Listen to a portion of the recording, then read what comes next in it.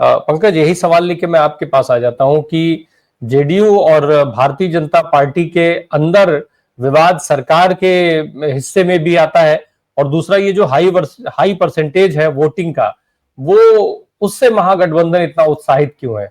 हाँ, मैं ये कह रहा हूं कि ये बात तो बिल्कुल दुरुस्त है कि आजादी के बाद से बिहार में जितने चुनाव हुए हैं उसमें सबसे ज्यादा वोटिंग परसेंटेज इस चुनाव में देखने को मिला है। और इस बात को लेकर के अलग अलग कयास लगाए जा रहे हैं, और तमाम जो विश्लेषक हैं, हम लोग भी विश्लेषण कर रहे हैं, तो अपनी अपनी तरीके से सब लोग इसको इंटरप्रिटेट कर रहे हैं।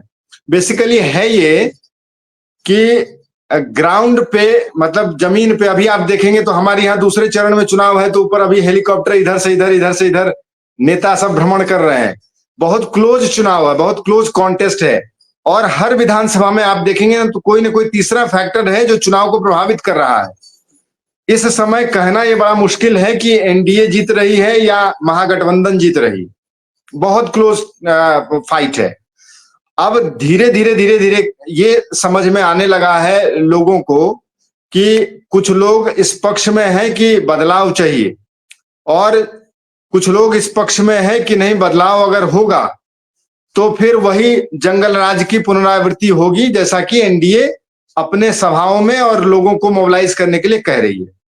अब लोगों को ये समझ में आ रहा है कि इन दोनों सरकारों से जो पहले की सरकार थी, यानी कि कांग्रेस के जमाने की जो सरकार थी, वो इन दोनों से ज्यादा बेहतर थी। अब यहाँ पे एक सवाल ये है कि अगर जंगल राज के लिए लालू प्रसाद यादव या उनका परिवार जिम्मेदार है, तो क्या आज 20 वर्षों में ये स्टेट सबसे पिछड़ा स्टेट है, तो क्या इसके लिए नीतीश कुमार जिम्मेदार नहीं है? क्या यहाँ पे सबसे ज्यादा इस 20 वर्षों में पलायन हुआ, तो क्या इसके लिए नीतीश कुमार जिम्मेदार नहीं है? क्या इस स्टेट के लोग आज भी गरीबी रेखा के नीचे सबसे ज्यादा रहते हैं, तो क्या नीतीश कुमार जिम्मेदार नहीं है? कोई इंडस्ट्री नहीं आई तो क्या नीतीश कुमार नहीं ला सकते थे? और इतने वर्षों से वो भारतीय जनता पार्टी के साथ साझा सरकार चला रहे हैं, और भारतीय जनता पार्टी 12-13 वर्षों से सत्ता में है, तो क्या मोदी जी यहाँ पे इंडस्ट्री नहीं दे सकते थे? और तमाम बातें करते हैं, घूम घूम कर करके बातें करते हैं कि 5 किलो अनाज दे देंगे। इस बात को लेकर के भी चर्चाएं हैं। लेकिन एक जो बड़ा फैक्टर काम कर रहा है रामप्रकाश जी, वो मैं ये बताऊं कि नीतीश कुमार जी का वोट बैंक बिल्कुल कंसोलिडेट है, और जितनी महिलाएं हैं वो महिलाओं का वोट एक तरफा नीतीश कुमार जी के पक्ष में जाता हुआ मुझे दिख रहा है। जो मैं अभी कई विधानसभाओं में मैंने देखा है, वो मैं बता रहा हूं आपको।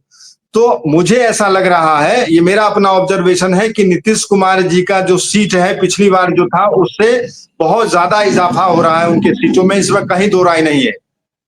और तेजस्वी यादव अभी तक के अपने सबसे बेहतरीन चुनाव लड़ रहे हैं। वो कांग्रेस पार्टी को इसमें सबसे ज्यादा नुकसान होगा, उसका कारण अलग है, उस पर हम लोग बाद में चर्चा करेंगे 14 तारीख के बाद। लेकिन ये बात तो सत्य है कि नीतीश कुमार जी और तेजस्वी यादव जी, मतलब आरजेडी और जेडीयू, इस दोनों पार्टियों को फायदा होने जा रहा है, और निश्चित तौर पे भाजपा को और कांग्रेस को नुकसान होने जा रहा है इस चुनाव में। पंकज, जो ये हाई वोट ऑफ परसेंटेज हम लोगों ने देखा, जो वोटर परसेंटेज जो दिखाई दिया सेकेंड फेज के इलेक्शन पर, इसका क्या असर मानते हैं आप? मुझे लगता है को परेशान नहीं कीजिए। मुझे ऐसा लग रहा है कि जो ट्रेंड फर्स्ट फेज के उसमें आया, जो वोटिंग परसेंटेज हुआ है, वही कमोबेश सेकंड फेज के भी चुनाव में वही देखने को मिलेगा।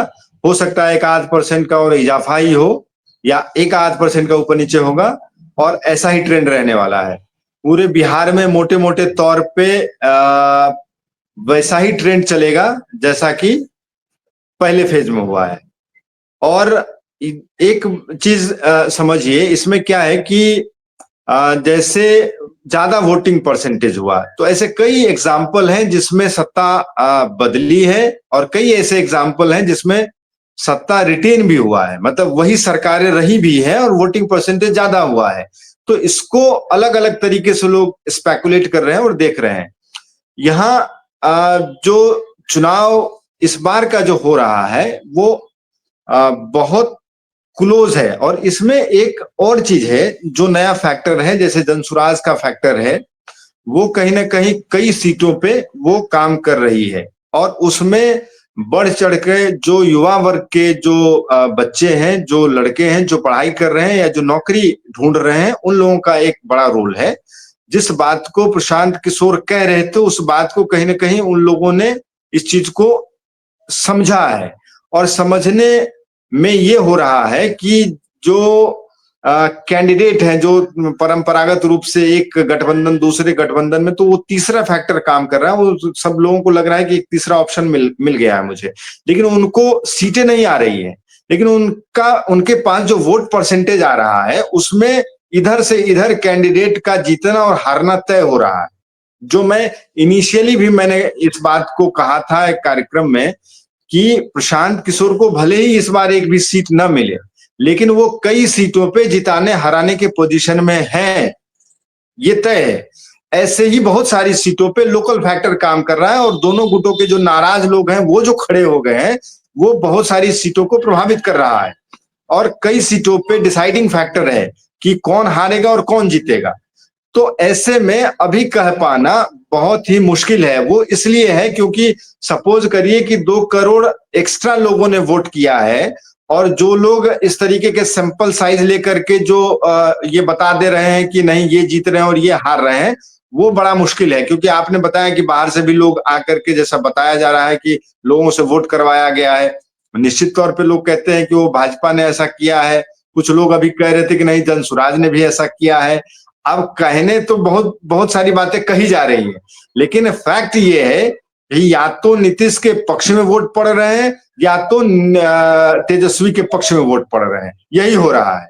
और इसीलिए मैंने आपसे कहा कि नीतीश जी को भी फायदा हो रहा है और तेजस्वी को भी फायदा हो रहा है। इस चुनाव में नुकसान हो रहा है तो भाजपा का हो रहा है और कांग्रेस का हो रहा है।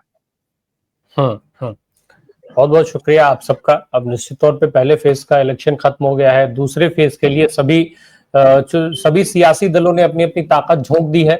तमाम बड़े नेता जिस तरीके से प्रचार कर रहे थे, शायद भाजपा का प्रचार अभियान और ज्यादा आक्रामक अब दिखाई दे रहा है। और भी जो 2 दर्जन 2.5 दर्जन हेलीकॉप्टर जो है बिहार के अंदर घूम रहे हैं, वो क्यों घूम रहे हैं, ये अपने आप में एक बड़ा सवाल है। क्योंकि जो वोट चोरी का आरोप लगा, एसआईआर में तमाम खामियां जो देखी गई, एसआईआर को केवल और केवल भाजपा को जितवाने के फेवर में माना गया, इन सारे प्रयासों के बाद भी इतने दिखावे की जरूरत अगर भाजपा को पड़ रही है तो क्यों है, ये भी एक बड़ा सवाल है अपने आप में।